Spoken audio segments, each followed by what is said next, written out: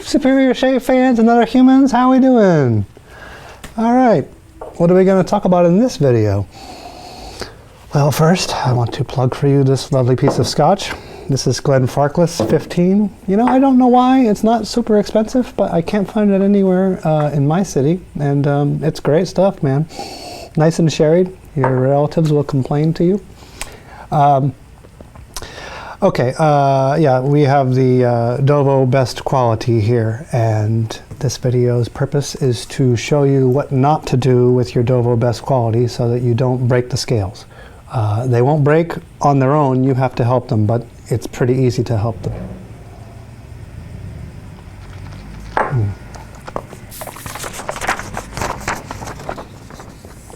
That's good. So, when you buy this razor from us, you get this little piece of boilerplate, which I know a bunch of you won't read, so I'll just go over the same stuff here. Much of life is adjusting what you can do based on what the stupidest person in the world might do. So when you get the razor, you will open it up and you will take off the rust, anti-rust lubricant that I will have put on the razor after it is sold. So it'll have this little decal back on there, and we will have honed the razor here and stropped it and tested it, and then you will just take off the stuff with a paper towel like this. And then for your first shave, if you're inexperienced, don't go try to strop it, because even though it's not ideal for the razor to be sitting there going up and down in an airplane and all that other stuff for some days between when it was honed and stropped here and when it was shaved with you, just the air is affecting the edge. But as a new user on a razor that was just already honed, you offer more potential degradation by your attempt than you do improvement. Now, once you've used the razor, probably any attempt is better than none, so always strop from shave number 2 on. Okay, these razors are just as good as the other Dovo razors that are the same 5/8 full hollow ground carbon steel. As a matter of fact, they don't even know when they're making them which one it is for a large portion of the process.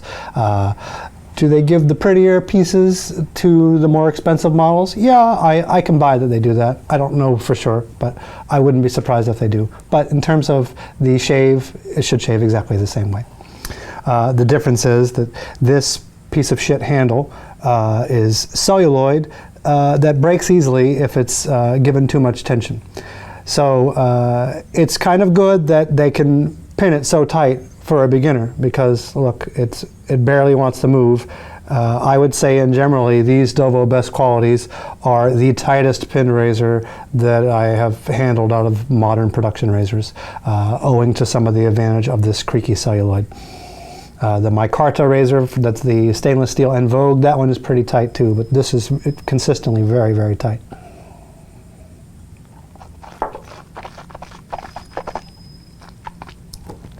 So in order to not break it, you don't have to do very much. Rule number 1, don't open it more than this, okay? Other razors in the case over there, you can open them so that this part is way the hell back here. But this one, 10 past 10 o'clock. So 10 o'clock and 2 o'clock on the handles there, or this way, whichever you want to say it as.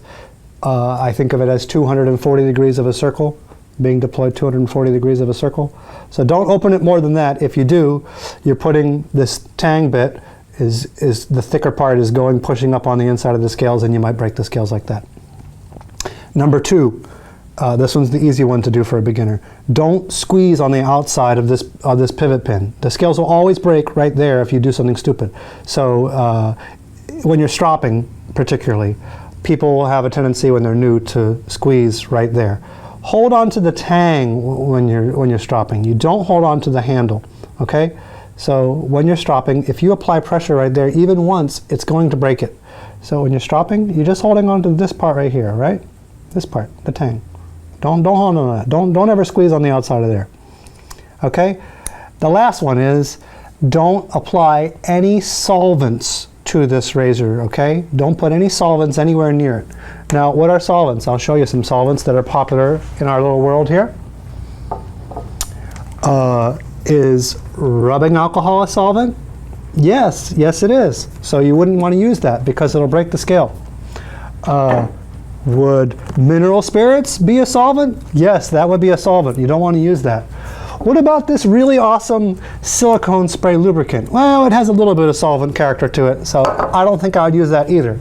And how about these modern style firearms lubricants, you know, the ones that have the petroleum distillates and mix with the thing? Yes, definitely no on those. Do not use those under any circumstances. So what can you use? You can use mineral oil, or like a fancy hair oil if you want, but you can't use the modern style firearms lubricants except for one that came out in World War I called Ballistol, which apparently is safe to use with these scales because that's what they use at the factory, and I've never seen one arrive broken. Okay, I hope this was somewhat helpful, and I thank you for watching these videos, and see you next time. Bye-bye.